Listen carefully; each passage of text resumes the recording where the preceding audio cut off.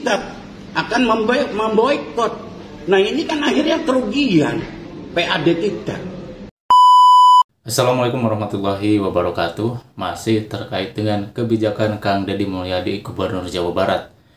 Di video kali ini ada salah satu kepala dinas Kadisbudpar ya di Cirebon.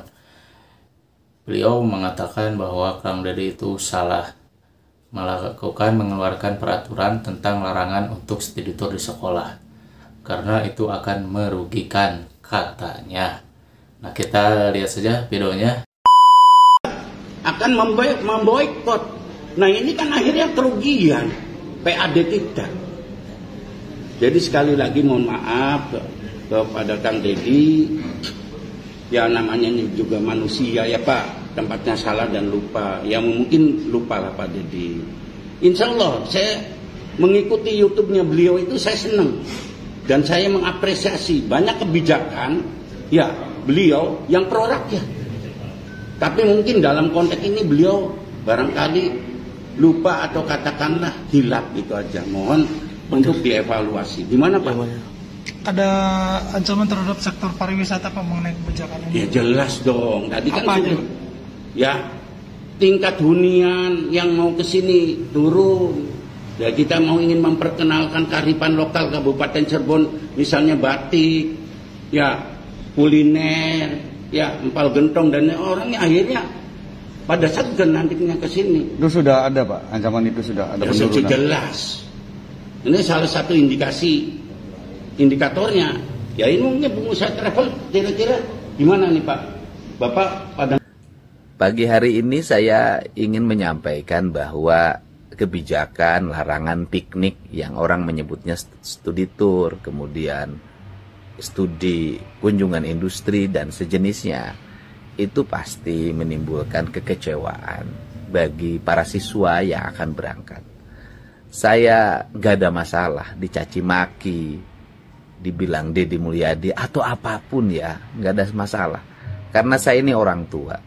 Tindakan-tindakan yang saya lakukan adalah untuk kebaikan semua. Anda, para siswa yang kaya-kaya, mungkin tidak ada masalah dengan keuangan keluarga. Tetapi bagi mereka yang orang tuanya hidupnya pas-pasan, buat makan pun susah, itu harus menimbulkan beban utang. Bank Emok, pinjol, bank keliling, dan Jawa Barat ranking pertama untuk itu. Tentunya sebagai orang tua, seluruh tindakannya bisa jadi anaknya marah.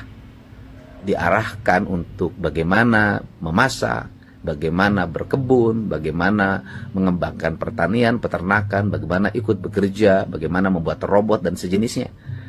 Tetapi seluruh kemarahan itu suatu saat akan menjadi kebahagiaan. Ketika Anda sudah dewasa, Anda sudah bisa merasakan makna dari sikap orang tua yang membangun arah pendidikan yang jelas bagi anak-anaknya. Nah selanjutnya, berapa sih Kang Deddy jumlah siswa sekolah yang pergi keluar provinsi itu? Namanya piknik itu, studi tour itu. Jumlah SMA-nya yang melanggar surat edaran dari Gubernur Jawa Barat, Pak PJ waktu itu, 111 SMA.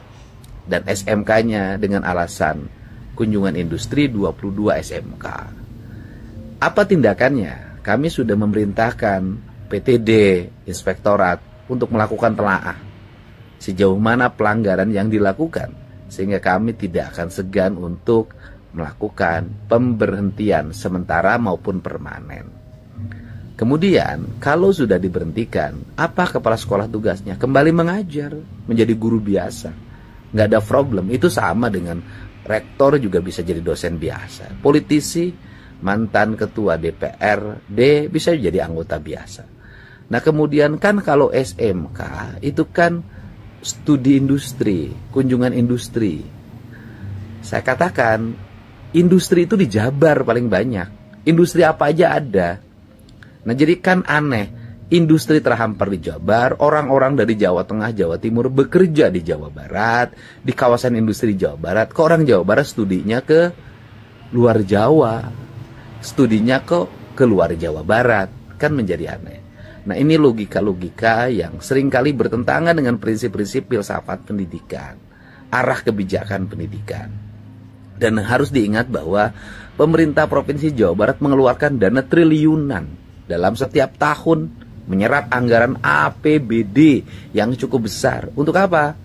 Untuk meringankan beban orang tua terhadap pendidikan yang dijalaninya. Buat apa pemerintah mengeluarkan uang triliunan kalau pada akhirnya siswa menghambur-hamburkan uang triliunan untuk kepentingan keluarga, untuk kepentingan diri dan kesenangan hidupnya saja.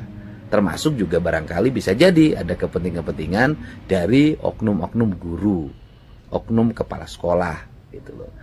Nah, untuk itu yang saya tekankan di sini adalah bahwa kita ingin membangun masa depan yang baik dengan sikap pendidikan yang baik. Itu saja yang dapat saya sampaikan untuk semuanya. Pokoknya saya menyampaikan salam untuk semuanya. Semoga kita sehat dan semoga ke depan Jawa Barat lebih tertata, pendidikannya lebih terarah, dan orang tua ringan beban hidupnya. Dan kalau ada uang, tidak dihambur-hamburkan, tetapi digunakan untuk investasi demi kepentingan masa depan.